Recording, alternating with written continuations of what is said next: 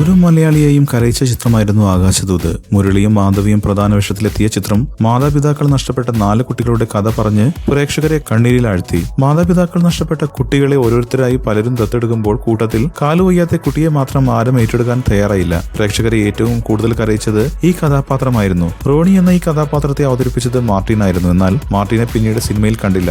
3ാം ക്ലാസ്സിൽ പഠിച്ചുകൊണ്ടിരിക്കുമ്പോഴായിരുന്നു മാർട്ടിൻ ചിത്രത്തിൽ അഭിനയിച്ചത്. 1 മാസത്തോളം നീണ്ട ഷൂട്ടിംഗിന് ശേഷം പഠനത്തിൽ ശ്രദ്ധ കേന്ദ്രീകരിക്കുകയായിരുന്നു എന്ന് മാർട്ടിൻ പറയുന്നു. ലയോള കോളേജിൽ നിന്നും ബിരുദം നേടിയ ശേഷം സ്വകാര്യ കമ്പനിയിൽ ജോലിക്ക് ചേർന്ന മാർട്ടിൻ പിന്നീട് ഗൾഫിലേക്ക് കൂടുമാറുകയായിരുന്നു. മലയാളത്തിൽ വൻ വിജയമായിരുന്ന ചിത്രത്തിന്റെ തെലുങ്ക് പതിപ്പിലും മാർട്ടിൻ അഭിനയിച്ചിരുന്നു. എന്നാൽ ചിത്രത്തിൽ മുരളിക്ക് പകരം എത്തിയത് നാസറായിരുന്നു. തുടർന്ന് ചില സീരിയലുകളിൽ അഭിനയിച്ചുവെങ്കിലും പഠനത്തിൽ ശ്രദ്ധിച്ചു. പ്രേം പ്രകാശിലൂടെയാണ് ഈ സിനിമയിൽ എത്തിയത് എന്നും മാർട്ടിൻ പറഞ്ഞു. അന്ന് ചെറിയ കുട്ടിയായിരുന്നു എങ്കിലും ക്യാമറയ്ക്ക് മുന്നിൽ നിൽക്കാൻ പേടി തോന്നിയിരുന്നില്ല എന്നും ഇന്നായിരുന്നുവെങ്കിൽ അല്പം പേടി തോന്നിയേനെ എന്നും മാർട്ടിൻ പറയുന്നു. ആകാശദൂതിൽ അഭിനയിച്ച സീന ആന്റണിയുമായി മാത്രമേ തനിക്ക് ഇപ്പോൾ അടുപ്പമുള്ളൂ എന്നും ഒരു ഓൺലൈനിൽ നൽകിയ അഭിമുഖത്തിൽ മാർട്ടിൻ പറഞ്ഞു.